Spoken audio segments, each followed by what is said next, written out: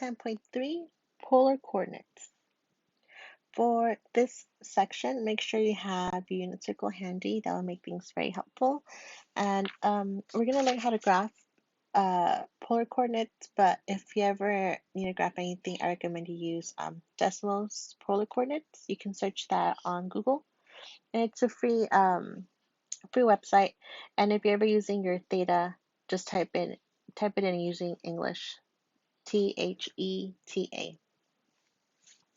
All right, before I begin, just to remind you some basics of um, your pre-cal or trigonometry course. So recall your unit circle,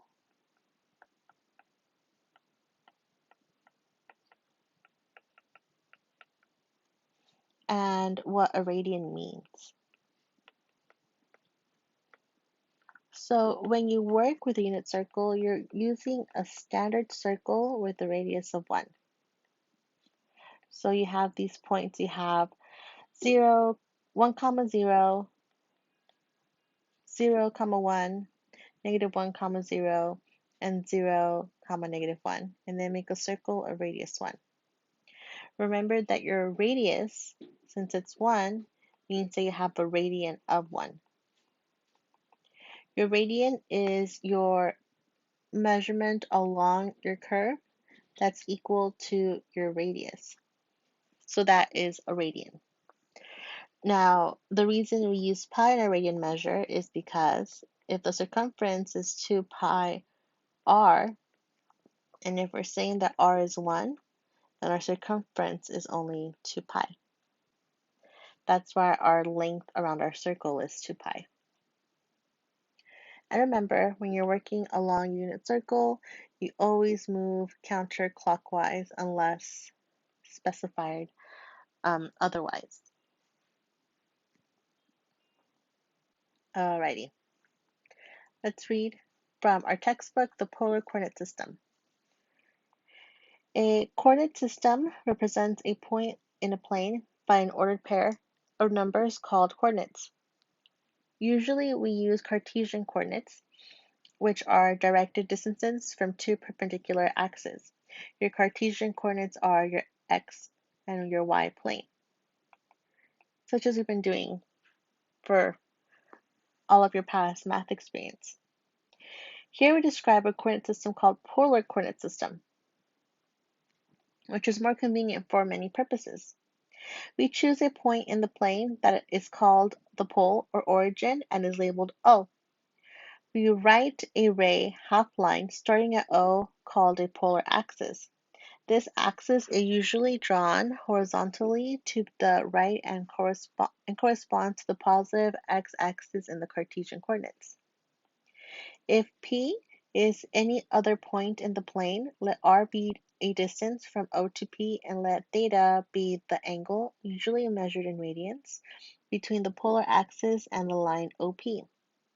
Then the point P is represented by the ordered pair r, theta, and r, theta are called polar coordinates of P. We use the convention that an angle is positive if measure is counterclockwise direction and the polar axis from the polar axis, and negative if we use the clockwise direction.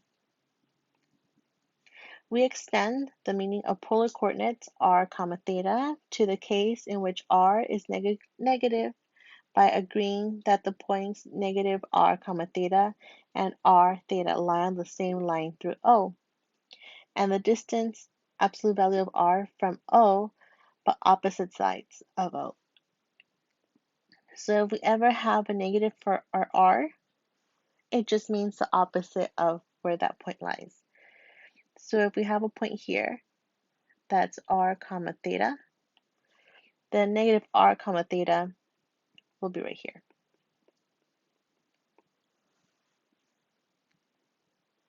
In other words, you just add a pi to your theta. All right, let's do an example. You plot some points. Now, remember that your theta means angle measurement. So this is why having your unit circle is handy because you can see where these angle measurements are. We might be used to see them in degrees, but radians is more convenient. So let's go ahead and graph our points, our polar coordinate points. So we have 0, 5, 5 pi over 4. Did I say 0? Let me read this again. We have 1, 5 pi over 4. So 1 is our distance. Think of your unit distance away from O. And this is our angle. So 5 pi over 4 is the 45 degree as a reference angle here. Since we only have an r of 1, that would think of your circle being a distance of 1.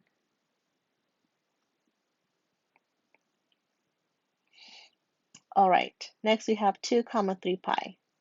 3 pi is your angle. So one time around the circle is 2 pi, another pi around would be here. So this is our angle for 3 pi.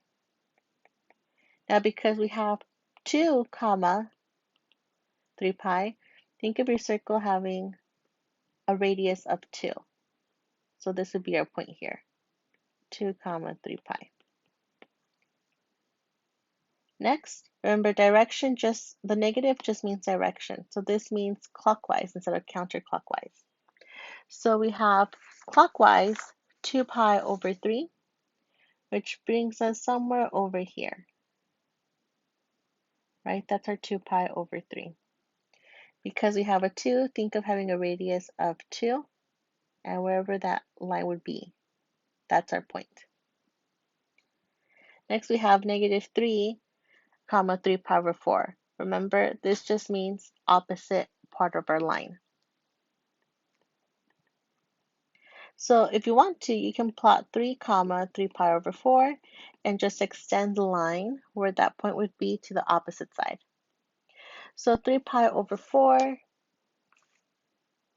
would bring us somewhere over here. That 45 degree angle, right? On the second quadrant. Now, because we have 3, that means you would think of this having as a radius of 3, and our line would cross somewhere here. Now, because we have a negative 3, we want to extend it to the other side. So our point would be here, negative 3, 3 pi over 4. Moving forward. The connections between polar and Cartesian coordinates can be seen from the image in which the pole corresponds to the origin and the polar axis coincides with the positive x-axis. So here we see a typical triangle being drawn that has our x and our y and our r, where r is made up of x squared plus y squared, which is handy to remember that therefore r is equal to the square root of x squared plus y squared. And tangent theta is y over r. So you want to use that for first box when you're going from Cartesian to polar, or polar to Cartesian.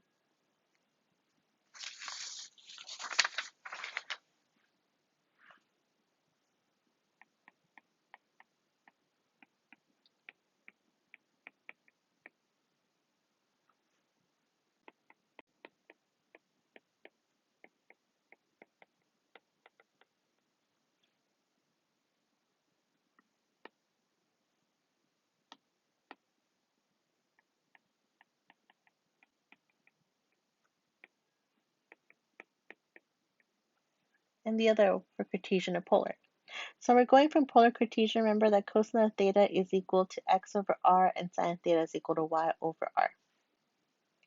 All right, let's see some examples where we use these definitions. Example 2, convert the point 2, 3 pi over 3 from polar to Cartesian coordinates. So we know that our r is 2 and our theta is pi over 3. So to find x and y, we're going to use our following definitions.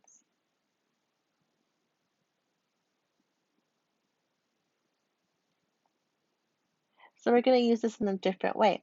So cosine theta equals x over r tells us that we have, if we want x will be made up of r cosine theta. And if we want y will be r sine of theta. Right? We just moved r to the other side of the equation. So to find our x, we'll use r equals cosine of theta, and to find y, we'll use r equals sine of theta, where r is 2 and theta is 2 pi over 3. So our cosine theta would be, or r is 2 times cosine of our angle measurement, which is pi over 3. So we get 2 times 1/2, which is 1. For y, we have r sine theta. Our r is 2. Our theta is pi over 3. So we have 2 times square root of 3 over 2, which just gives us square root of 3. So our Cartesian coordinates would be 1 comma square root of 3. That's our x comma y. That came from our r comma theta. Same thing for example 3. Represent the points with Cartesian coordinates 1 comma negative 1 in terms of polar coordinates. All right. So just so we see what we're working with, we have this point here, 1 comma negative 1. We're going to need to find our r. Our r is made up by the square root of x squared plus y squared. And we're going to use our tangent to find our theta. Tangent of theta is made up of y over x. Okay, we know our x is 1 and our y is negative 1. Let's fill this out. So r will be made up of x squared, which is 1 squared plus negative 1 squared, which just gives us square root of 2. That's our r. Remember, we want r comma theta. So we're almost there. We have square root of 2. Now to find theta. Our tangent theta, which will produce our theta, is made up of y over x. Our y is negative 1. Our x is 1. So now we're asked to ask ourselves, we're asked to think, when is tangent negative 1? Well, tangent's negative 1. Well, we have to also consider our limitations for tangent. So tangent, we're limited to working with the open interval of pi over 2 and negative pi over 2, which means that theta can be negative pi over 4 or 7 pi over 4. So we have two options. Our r comma theta can be square root of 2 comma negative pi over 4, or square root of 2 comma 7 pi over 4, because our theta comes from our possibilities for tangent.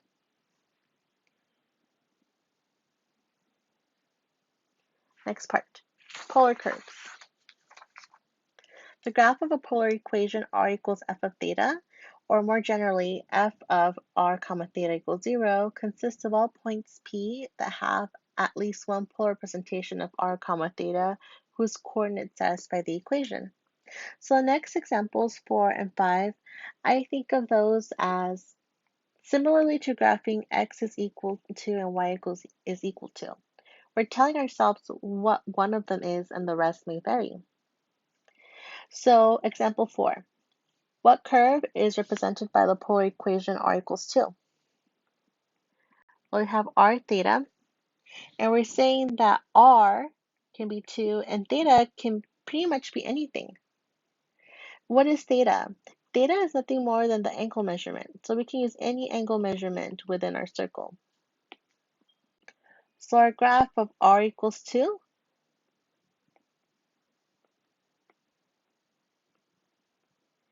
is a circle with a radius of 2, and it's taking along every degree measurement in between. Just like when we graph a vertical line, we're saying x is a number and y may vary and take every number in between. So here we just have a circle with radius 2.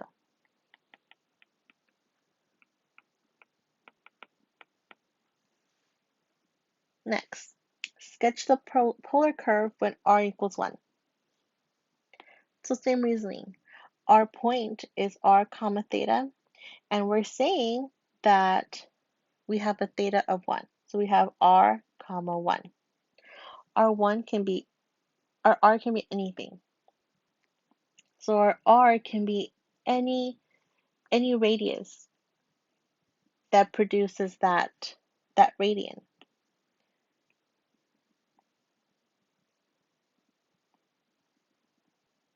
So let's say we have a radius of 1, we have a radian here. If we have a radius of 2, our line would be here, radius of 3, and so forth. So we have all these points that produce that theta of 1, that radian of 1. So this would produce this line.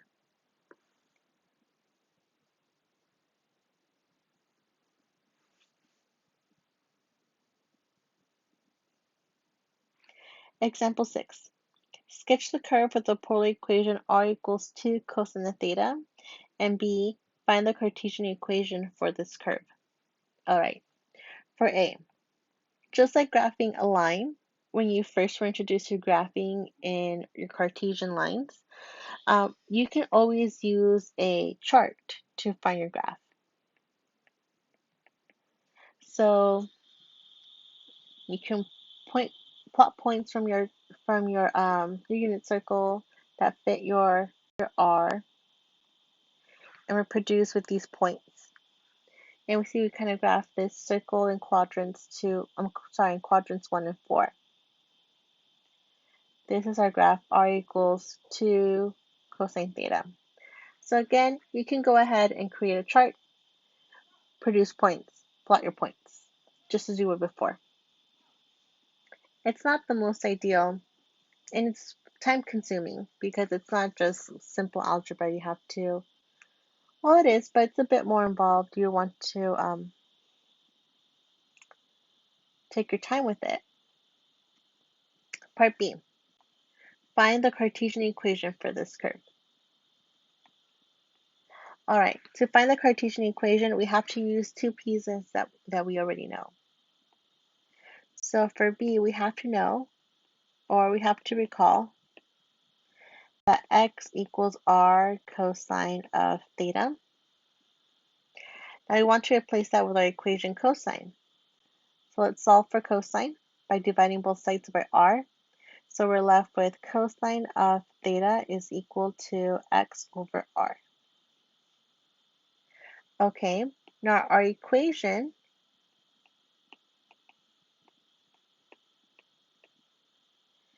r equals 2 cosine of theta. So we're going to replace our cosine of theta, that's x over r, with this here. So we're going to replace cosine of theta with x over r. So r is equal to 2 cosine, not cosine, x over r. Because remember, our goal is to have everything in terms of x's and y's. All right. Now, we know that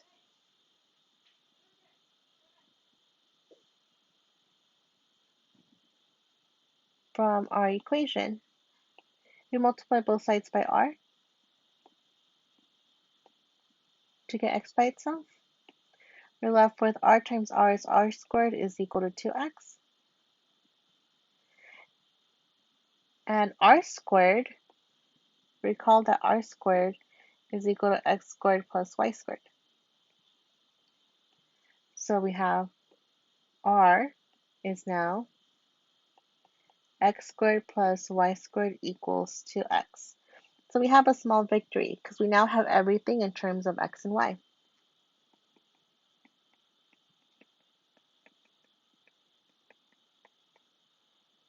Okay, we see that we have an x squared and a y squared, so we know we have a circle, and we have a plus too.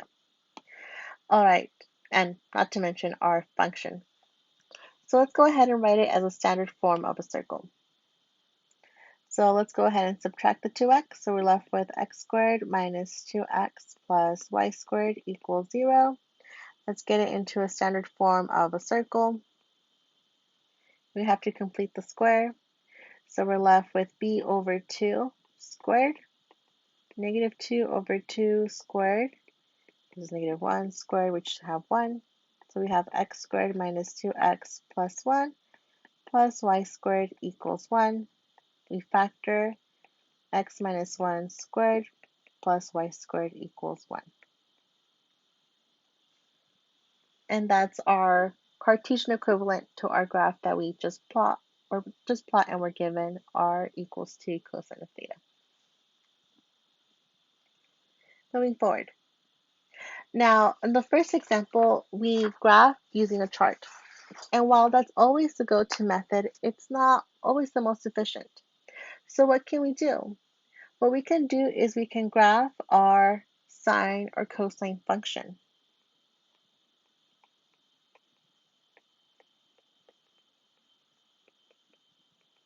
Just like in your trigonometry course or your pre-calculus course when you're asked to graph a sine or cosine wave and point out those highlighting features.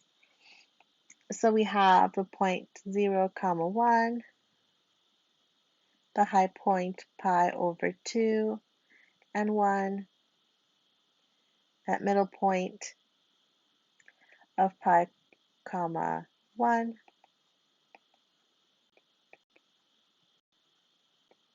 3 pi over 2, 0.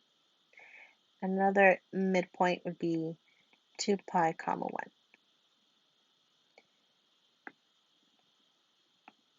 That high point should have been a 2.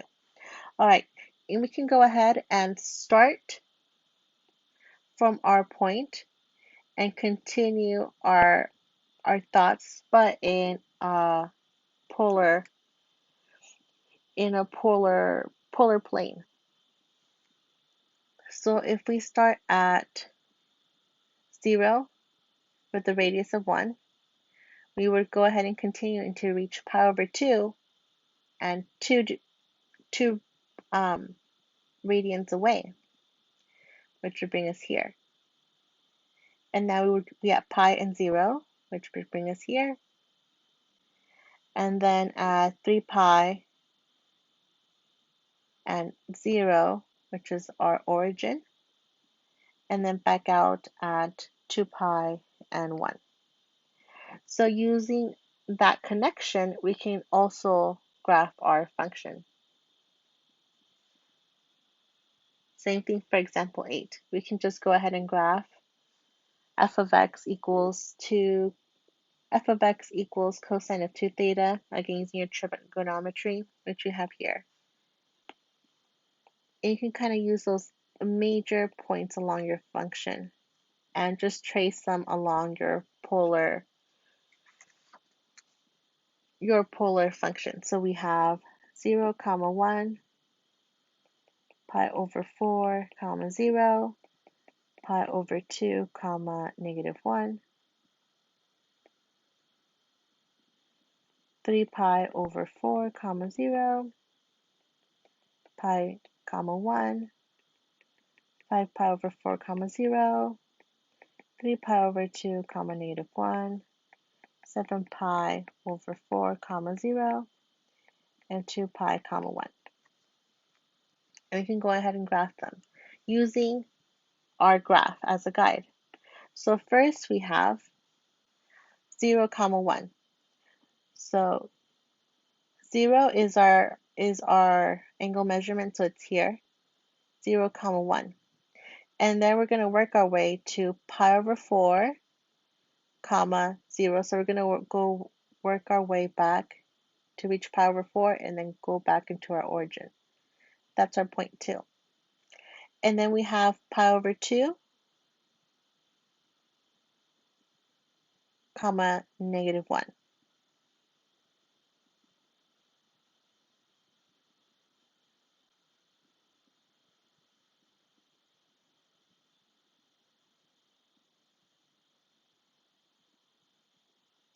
we go here, and then 3 pi over 4 comma 0,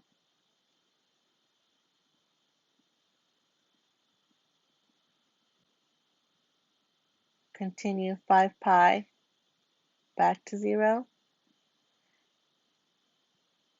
3 pi over 2 negative 1, and so on. You produce your circle or your leaves along your graph.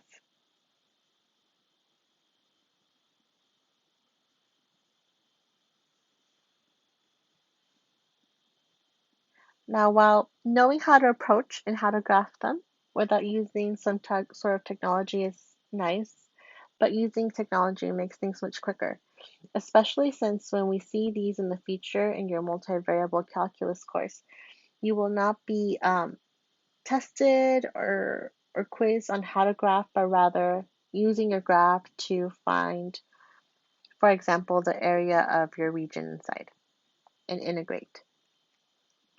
So with that said, make sure you go to Desmos, polar coordinates, and graph to show you. You can just go ahead and go to Safari, press Desmos polar coordinates, type it in, and search it. Your first option is the one that take you to the one that I want you to go to. The first one, it shows just all the things you can do. So you can always play with your R, make your graphs bigger and smaller, play with your theta of your function, but it gives you more than what we need. So for example, if we want to graph one of our functions, you can just go ahead and start a new graph and type it in.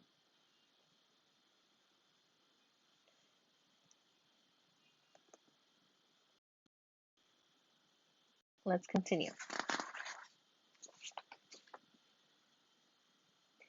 With graphing, just like before, symmetry can be a very helpful tool. This is how symmetry affects polar coordinates. When we sketch polar curves, it is sometimes helpful to take advantage of symmetry. And again, all of this is helpful in the future as well. A, if a polar equation is unchanged when theta is replaced by a negative theta, the curve is symmetric along the polar axis, which is the example of right here. B, if the equation is unchanged when r is replaced by negative r, or when theta is replaced by a theta plus pi, then the curve is symmetric about the pole. So we see an example here for B. And C, if the equation is unchanged when theta is replaced by a pi minus theta, the curve is symmetric about the vertical line theta equals pi over 2, which we have an example of right here. All right, now to apply some calculus, tangents of polar curves. So we saw some of this already in section 10.1, but let's see a bit more of this.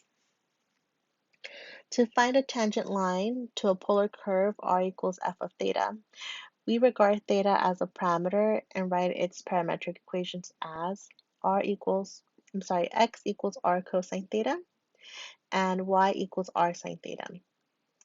Then, using the method for finding slopes of parametric curves and the product rule, we have dy dx is dy over d theta divided by dx d theta, or in simpler terms, dr d theta times sine theta plus r cosine theta divided by dr d theta times cosine theta minus r times sine theta. So this is the equation we're going to use if we're asked for our derivative or the slope tangent of. The graph tangent of or the slope, we're using this. Now what are we filling in? We're filling in these pieces. dr d theta is our derivative of our given function. So that's just our derivative. And r is our given equation. We're going to fill them into this kind of formula. So in other words, r, remember, is just your given equation, your polar curve that's given, and dr d theta is its derivative.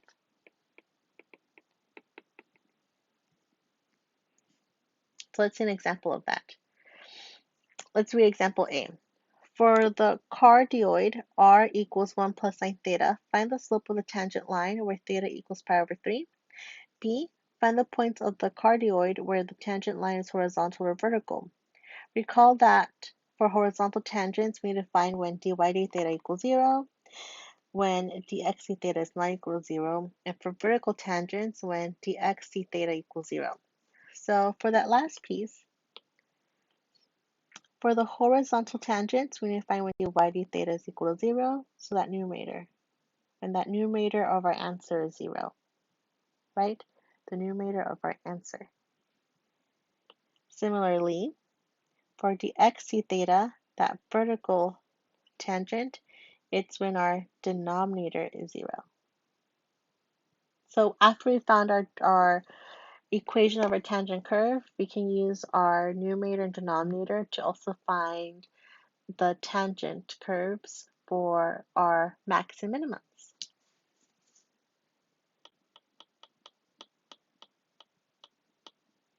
Okay, let's do the first part, A. Now, A is tricky, but remember, we're just using our formula given. All right, let's begin with our equation. We have r equals 1 plus sine theta. We want to find our equation and evaluate when theta is pi over 3. Let's first begin with that first part. So r is equal to 1 plus sine theta. Therefore, our derivative dr d theta is 1 is a constant, so that's 0. The derivative of sine is cosine, so cosine theta. So we have all of our pieces to fill into our formula. Our derivative dy dx is equal to dr d theta, which we have here. We have cosine of theta times our formula right here says sine theta plus r. R is 1 plus sine theta times cosine of theta. Our denominator reads dr d theta, which is just cosine of theta, times cosine of theta, minus r, which is 1 plus sine of theta, times sine of theta. And there we have it. From there, we just try to clean it up using all of our math, our trig experience. Alrighty, so in the numerator, we can just drop those parentheses and actually multiply cosine in, so that we have cosine theta times sine theta plus, let's distribute, cosine theta plus sine theta cosine theta. In our denominator, we have cosine times cosine is cosine squared theta minus, let's distribute that sine and that negative. So we have sine of theta, let's distribute that negative, minus sine squared theta, right? So I made all of these negative. All right, in the numerator, we see that they all have a cosine. Let's go ahead and factor these cosines. Also notice they combine like terms. Cosine theta plus cosine theta times sine theta plus cosine theta times sine theta. We have two copies of those, so that we can combine those terms to get 2. So we factor a cosine, we're left with cosine plus 2 sine theta.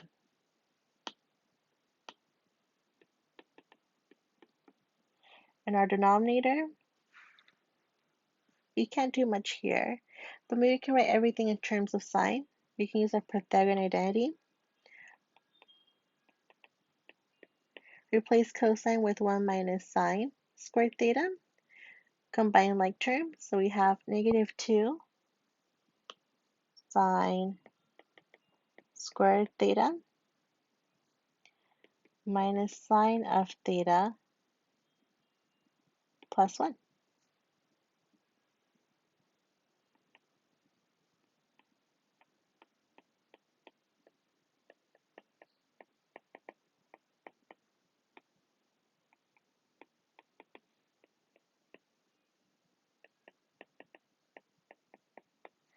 All right, that denominator is looking like a trinomial. Let's go ahead and try to factor. Let's try to factor it. Let's let x equal sine theta so that we have negative 2x squared minus x plus 1. Let's factor this trinomial.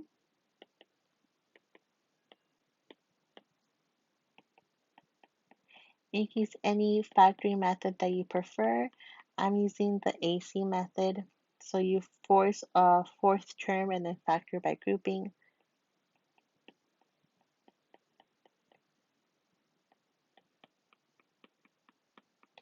So this factors to be negative 2x plus 1 times x plus 1. If you need some review on this, you can just Google search factoring AC method. Okie dokie. So if we replace our value for sine back in, this means negative 2 sine of theta plus 1 sine of theta plus 1. So we have replaced this by factoring. So we now have cosine of theta times 1 plus 2 sine of theta divided by negative 2 sine of theta plus 1 times sine of theta plus 1. Okay, let's go ahead and evaluate for our value. So A, what is A asking for? So all we did was find the equation of the tangent line. But if we wish to find the slope, we just have to evaluate at that given point. So let's plug in pi over 3 for theta.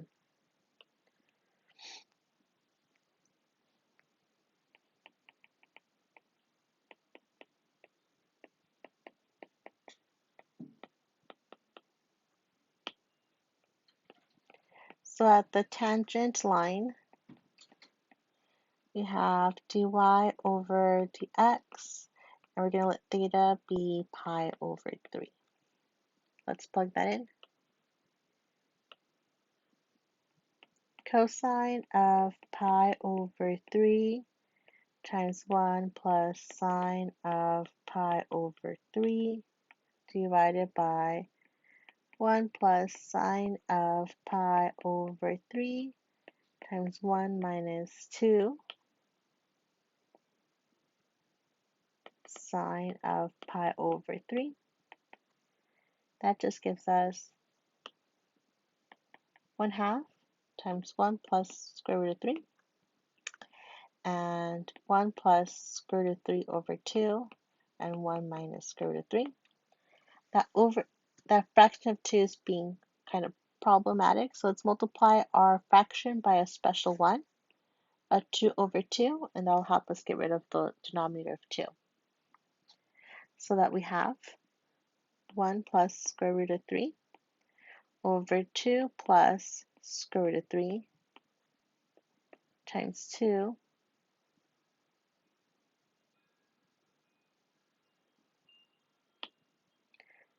1 minus square root of 3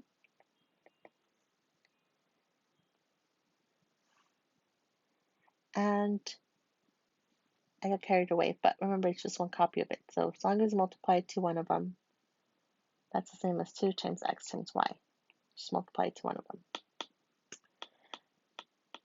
In case you were thinking my same mistake. All right, we can go ahead and multiply, combine like terms, and we're left with 1 plus square root of 3 divided by negative 1 minus square root of 3, factor a negative, and we're just left with a negative 1. So that is our tangent line at that point. Now part B, is asking for the equation of our horizontal tangents and our vertical tangents. So let me give myself plenty of space for both, or designate some space. So for our horizontal tangents,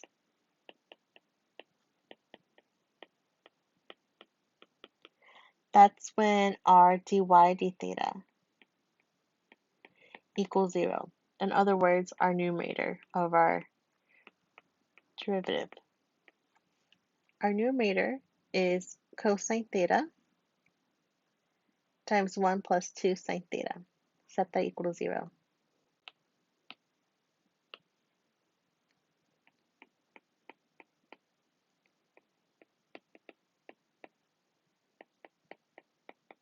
If we set that equal to 0 and solve for each one, cosine of theta when is that equals 0, 2 sine of theta plus 1 equal to 0, solve for theta, subtract 1 to both sides, divide by 2, sine of theta equals negative 1/2. So we're left with, for cosine is 0 at pi over 2 and 3 pi over 2. Sine is negative pi over 2 at 7 pi over 3 and 11 pi over 6. So our answer is when we have our horizontal tangents, when theta is equal to pi over 2, 3 pi over 2, 7 pi over 3, and 11 pi over 6. Let's do the same thing for our vertical tangents like B is asking for. So for our vertical tangents,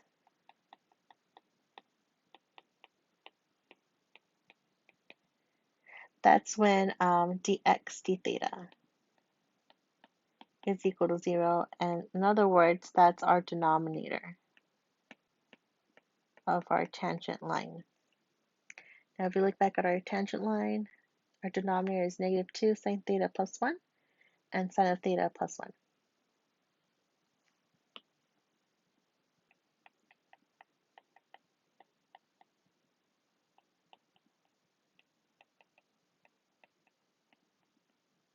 Okie dokie, let's set each factor equal to 0. So we have 1 plus sine of theta equals 0, and 1 minus 2 sine of theta equals 0. Solve for sine of theta. So we have sine of theta is equal to negative 1, and sine of theta is equal to 1/2. So theta is 3 pi over 2, and theta is pi over 6 and 5 pi over 6. So we have our vertical tangents when theta is equal to 3 pi over 2 pi over 6 and 5 pi over 6. Okay, that's all for section 10.3 polar coordinates. Your homework are problems 3, 15, 29, and 31. Thank you.